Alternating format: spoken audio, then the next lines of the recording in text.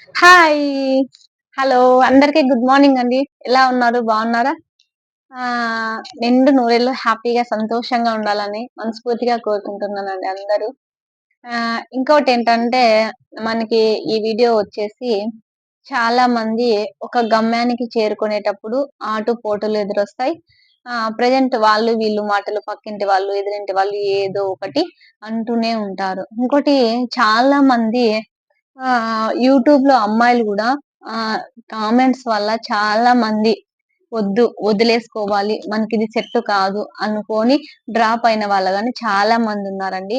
ఇంకొక విషయం ఆ!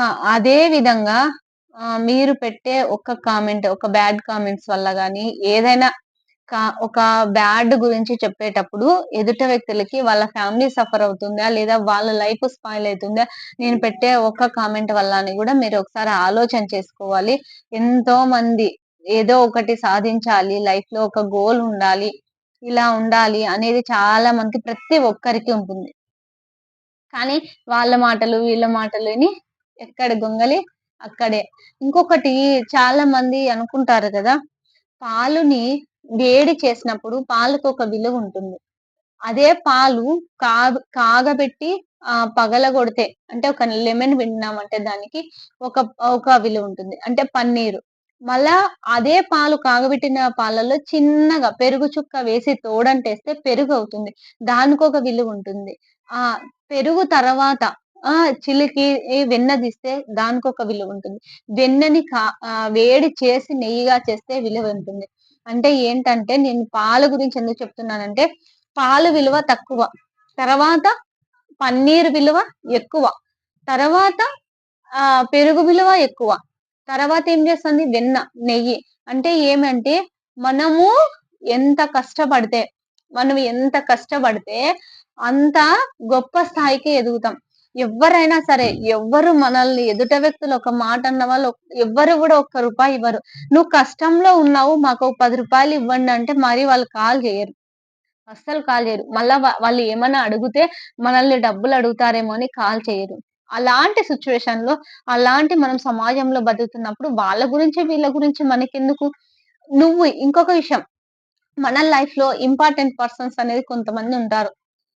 వాటెవర్ ఎవరైనా గావచ్చు. ఒక 5 మెంబర్స్, 6 మెంబర్స్, 3 మెంబర్స్, 4 మెంబర్స్ ప్రతి ఒక్కరికి వాళ్ళ ఫ్యామిలీ మెంబర్స్ కొంతమంది ఇంపార్టెంట్ పర్సన్స్ ఉంటారు. వాళ్ళు నిన్నంటే నువ్వు బాధపడాలి. కంపల్సరీ బాధపడాలి. సపోజ్ నేనే ఉన్నానండి. నాకు ఇంపార్టెంట్ పర్సన్స్ ఒక 5 మెంబర్స్ ఉన్నారు. కంపల్సరీ నా నా లైఫ్‌లో 5 మెంబర్స్ ఉన్నారు. ఆ 5 మెంబర్స్ నన్ను ఏమన్నా అన్నారు అంటే ఇమ్మీడియేట్‌లీ నేను రియాక్ట్ అవుతా. యెస్ నేను చేసేది తప్పు డ్రాప్ అవుతా. ఖచ్చితంగా డ్రాప్ అవుతా. వాళ్ళు ఏమన్నా నన్ను అన్నారంటే ఇమ్మీడియేట్‌లీ డ్రాప్ అవుతా. ఎందుకంటే వాళ్ళు నా మంచి కోరేవాళ్ళు గాబట్టి. వాళ్ళు కంపల్సరీ నేను మంచి పొజిషన్‌లో ఉండాలి అనుకుంటున్నారు గాబట్టి, వాళ్ళు చెప్పే ప్రతి మాట గూడా నేను కంపల్సరీ వింటా. వింటాను. అది పాటిస్తాను గూడా. అలాంటప్పుడు వాళ్ళు బాధపడితే వాళ్ళంటే మనం బాధపడాలి. మనం డ్రాప్ అవ్వాలి. ఇప్పుడు ఎదురింటి వాళ్ళో, పక్కింటి వాళ్ళో, వాళ్ళో వీళ్ళో దావంట బోయే వాళ్ళు మాట్లాడితే మనం పట్టించుకోగూడదు. ఎప్పుడైనా లైఫ్‌లో మనకి మనకంటూ ఒక గొప్ప స్థాయికి ఎదుగుతున్నామన్నప్పుడు, మన సంతోషాన్ని కోరే వాళ్ళు ఎప్పుడైనా ఎంకరేజ్ చేస్తారు.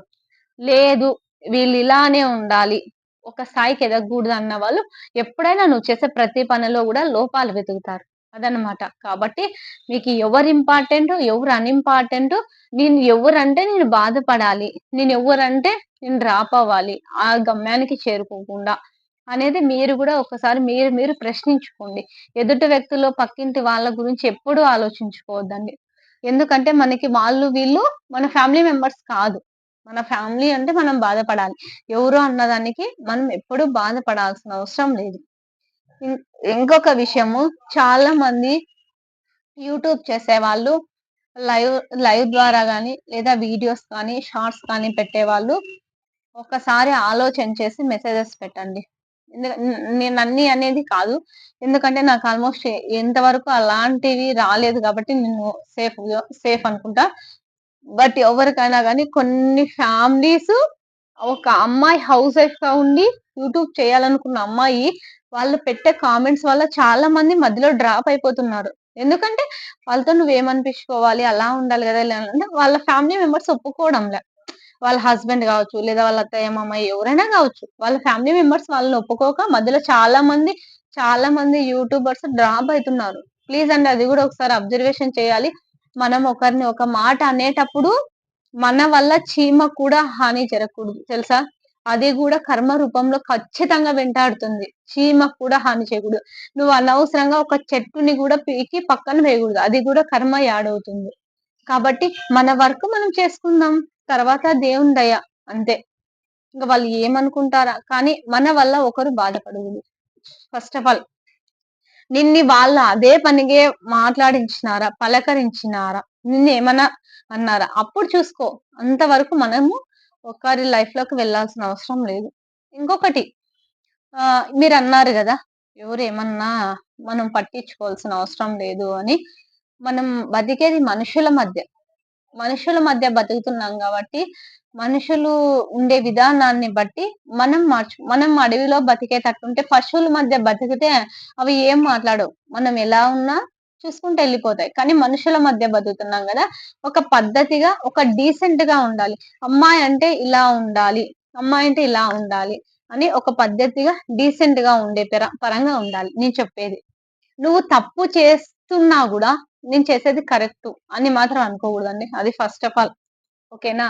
కాబట్టి ఎవ్వరి గురించి పట్టించుకోవాల్సిన అవసరం లేదు. మీ గమ్యానికి మీరు చేరేంత వరకు కష్టపడండి. సక్సెస్ అవ్వండి. ఓకే. లైఫ్‌లో అందరూ మంచి పొజిషన్‌లో ఉండాలి అని మనస్ఫూర్తిగా కోరుకుంటున్నా. ఓకేనా? ప్లీజ్ అండి మీకు ఈ వీడియో నచ్చినట్టయితే లైక్ చేసి సబ్స్క్రైబ్ చేయండి. బాయ్.